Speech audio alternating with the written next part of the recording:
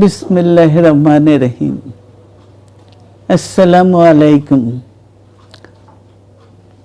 দীর্ঘদিন অসুস্থ থাকার পর আপনাদের সামনে কথা বলতে পারার জন্য আল্লাহর কাছে শুকরিয়া আদায় করছি। আমার কারাবন্দী অবস্থায় আপনারা আমার কারামুক্তি ও রোগ মুক্তির জন্য সংগ্রাম করেছেন, দোয়া করেছেন, সেজন্য আমি আপনাদের সকলকে ধন্যবাদ জানাচ্ছি। দীর্ঘ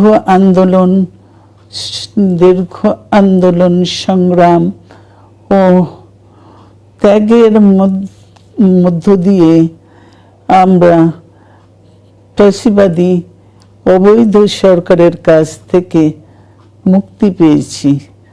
আমি আন্তরিক ধন্যবাদ জানাতে চাই আমাদের বীর সন্তানদের, যারা মরণপণ সংগ্রাম করে এই অসম্ভবকে সম্ভব করেছে।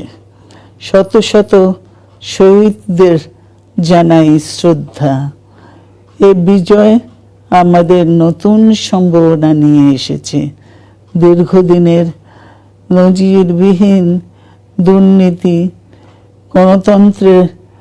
গণতন্ত্রের ধ্বংসের স্তূপের মধ্য থেকে আমাদের নির্মাণ করতে হবে এক সমৃদ্ধ বাংলাদেশ। ছাত্র তরুণরাই আমাদের ভবিষ্যৎ। তরুণরা এই যে স্বপ্ন নিয়ে বুকের রক্ত ঢেলে দিয়েছে, সেই স্বপ্ন বাস্তবায়নে করতে মেধা, যোগ্যতা, জ্ঞান ভিত্তিক গণতান্ত্রিক বাংলাদেশ গড়ে তুলতে হবে। শোষণহীন সমৃদ্ধ বাংলাদেশ। সকল ধর্মের গোত্রের অধিকার নিশ্চিত করতে হবে। শান্তি, প্রগতি আর সাম্যের ভিত্তিতে আধুনিক বাংলাদেশ নির্মাণে আসুন আমরা তরুণদের হাত শক্তিশালী করি।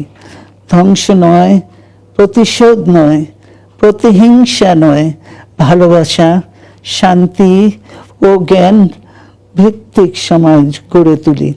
আল্লাহ হাফেজ। বাংলাদেশ জিন্দাবাদ।